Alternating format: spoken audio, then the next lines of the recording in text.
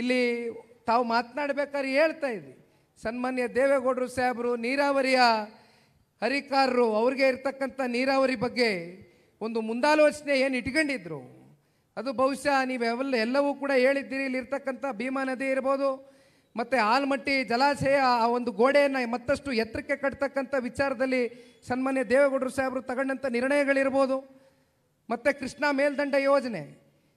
ಇವತ್ತು ನಮ್ಮ ಕರಿಯಮ್ಮನವರ ಮತಕ್ಷೇತ್ರಕ್ಕೆ ಹೋಗಿದ್ವಿ, ಅಲ್ಲಿ ಸನ್ಮಾನ್ಯ ದೇವೇಗೌಡರು ಸಾಹೇಬರ ಪ್ರತಿಮೆಯನ್ನು ರೈತರು ಅನಾವರಣಗೊಳಿಸಿದರು.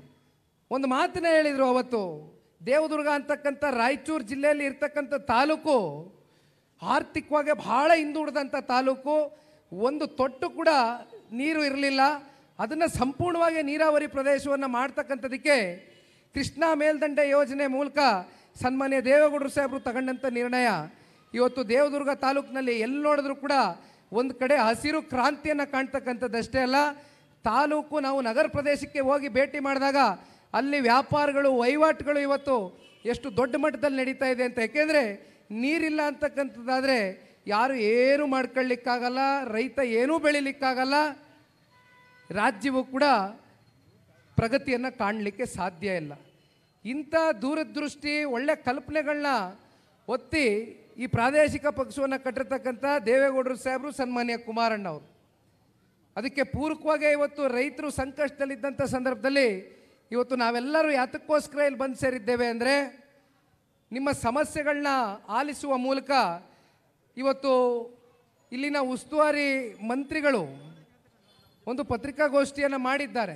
ಈಗ ತಾನೇ ನಾನು ಅವ್ರು ಏನು ಮಾತನಾಡಿದ್ರು ಅಂತಕ್ಕಂಥದ್ದು ಕೂಡ ನಾನು ವಿಷಯ ತಿಳ್ಕೊಂಡಿದ್ದೇನೆ. ಸನ್ಮಾನ್ಯ ಕುಮಾರಣ್ಣವರು ಕೇಂದ್ರದ ಬಳಿ ಮಾತಾಡಿ ರೈತರಿಗೆ ಮತ್ತಷ್ಟು ಪರಿಹಾರ ಒದಗಿಸ್ಕೊಡ್ಲಿ ಅಂತಕ್ಕಂಥದ್ದು ಹೇಳಿದ್ದಾರೆ. ಸಂತೋಷ, ಇದನ್ನು ತುಂಬ ಹೃದಯದಿಂದ ಸ್ವಾಗತ ಮಾಡ್ತೇನೆ.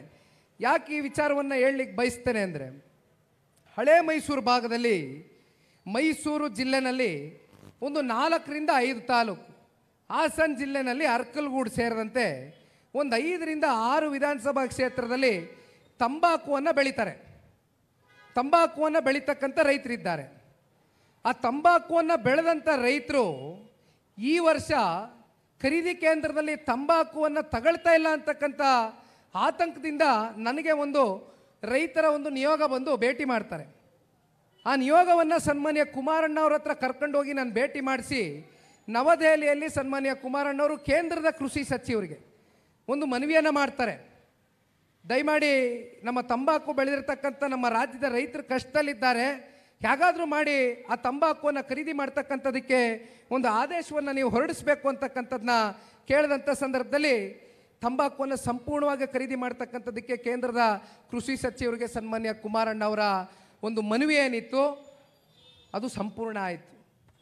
ನೀವು ಸಣ್ಣ ಆಗಬೇಕಲ್ವಾ, ಅದು ಒಂದು ಉತ್ತಮ ಆಹಾರದಿಂದ ಸಣ್ಣ ಆಗಬೇಕಲ್ವಾ. ಪ್ರತಿದಿನ ನಮ್ಮ ಜೀನಿ ಸ್ಲಿಮ್ನ ಯೂಸ್ ಮಾಡಿ ಯಾವುದೇ ಸೈಡ್ ಎಫೆಕ್ಟ್ ಇಲ್ದಂಗೆ ನೀವು ಸಣ್ಣ ಆಗ್ತೀರಾ.